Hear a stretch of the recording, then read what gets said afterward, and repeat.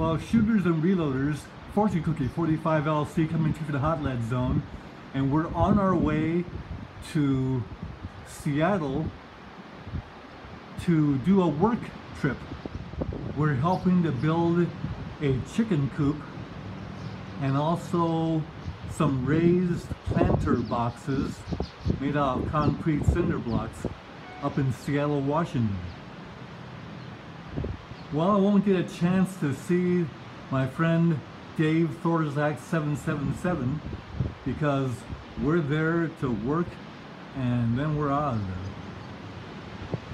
But first, this trip to the Oregon coast, and this is the Otter Crest Resorts, and it's located right on the beach where there's a marine preserve, and there's whale watching and seals and all manner of marine life at the marine preserve. There's a nice beach down there. There's a nice outdoor heated pool, and the weather is just plain gorgeous. So we're off to Seattle, Washington.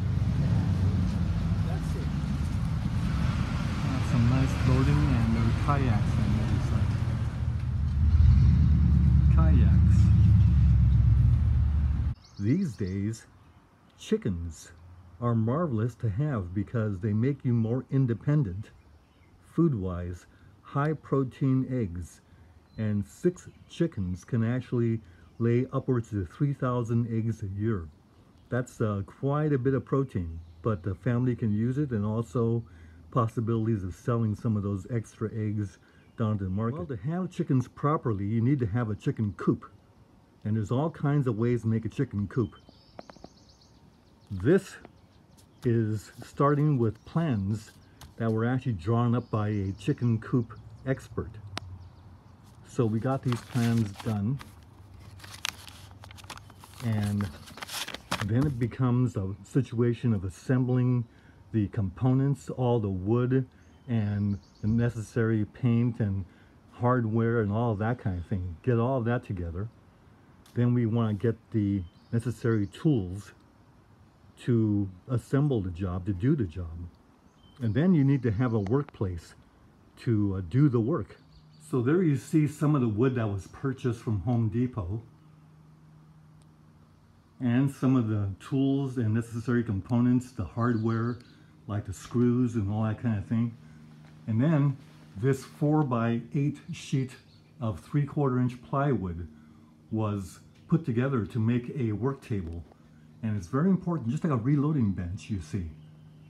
Notice that the sawhorses underneath have a box structure. Makes it nice, stable, and safe, because you have to have safety when you're doing these kind of things because of power tools being used. Just like a good reloading press, we have here a DeWalt saw.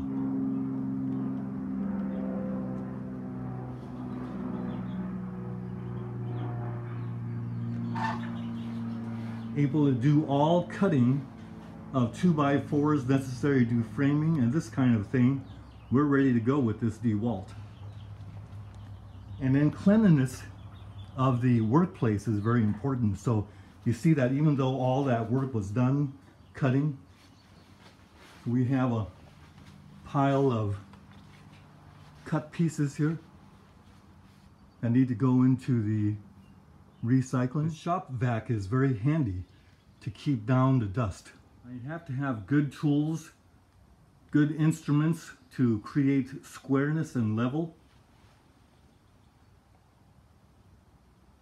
There's a air gun stapler that comes in very handy to join parts together until we're ready to make the final screw attachment. And the air compressor is very nice to have, along with other types of hand tools and power tools. Funny, they don't seem to have any interest in the proceedings. So you see, according to the plans that were done, framing of the chicken coop was done. Now, can't show you that because We did some framing video, but it didn't come out very well, so I had deleted that. But let's show you the progress. So you can get an idea of the framing that was done, the 4 walls of the chicken coop. That is the under area where the chickens can actually roam. And then the actual coop itself has outdoor walls. And it's like building a little house.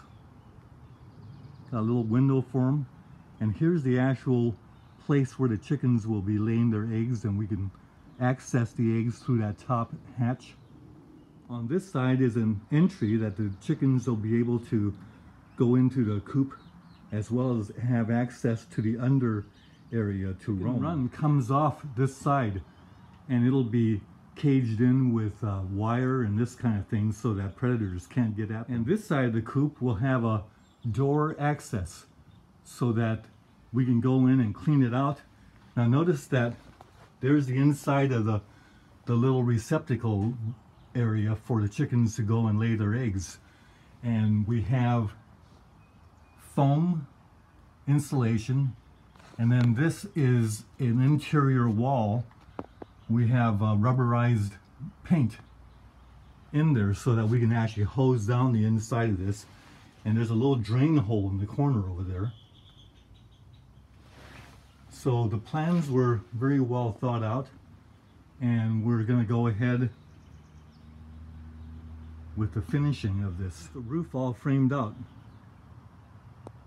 Now also for home improvement, we've got here a 5-foot by 5-foot planter for the front of the house, and then on the other side of the walkway we put in another planter that's 8 by 3.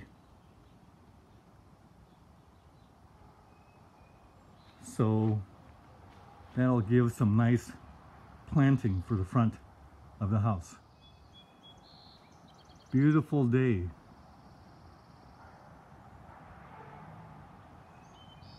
A lot of you that follow my channel know that I have a second reloading bench.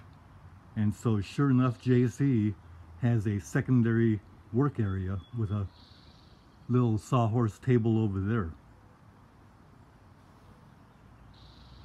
That's the framing for the chicken run. So now we're framing the roof, and so the dimensions between the joists have to be proper, and these things have to be level so that we're maintaining the proper relationship for attachment later on to the rest of the walls.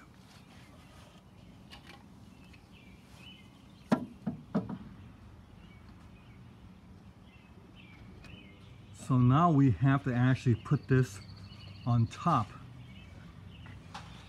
of that to get that properly set up. So there's a roof going on, and we're going to have to move this thing over to the final site. That's going to be the problem. And notice the vent there has protection from predators getting in there. But there's the roof. Extra security. Yeah, extra security.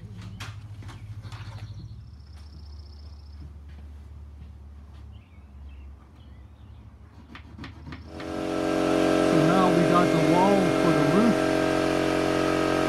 but it's time to recharge the air pressure for the nail gun. So this is the foam that was used between the outside and inside walls, provide insulation. So you see, the reason for the vents is because of the ammonia production from the chickens.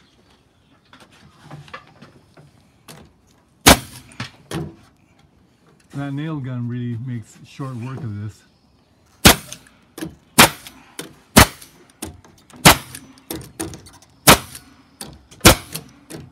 I rate that at 20 decibels. Yes, it's powerful. So there we go.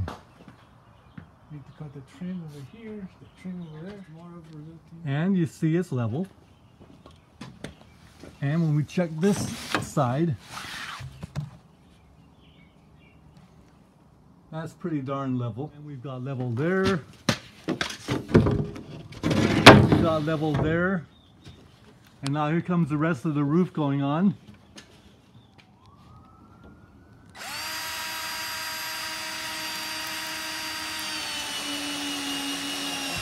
The completed tar paper.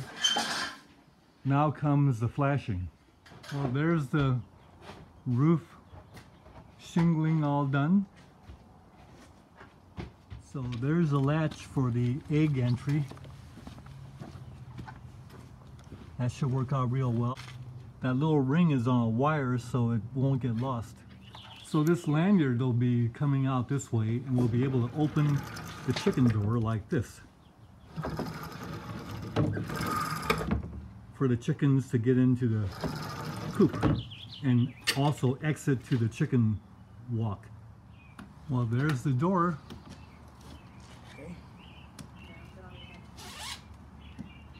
And the latch is all in place, and inside we have the bars for them to roost. Now we're strapping it to wheel dollies. Yep, okay. Yep, go. Go ahead. Strapping it so that we can move it to the final location. Well, there's the coop in its final location. And there's going to be a run built to the left with a wire enclosure. So there's Mount Shasta. We're back in Northern California. That's Mount Shasta with the moon.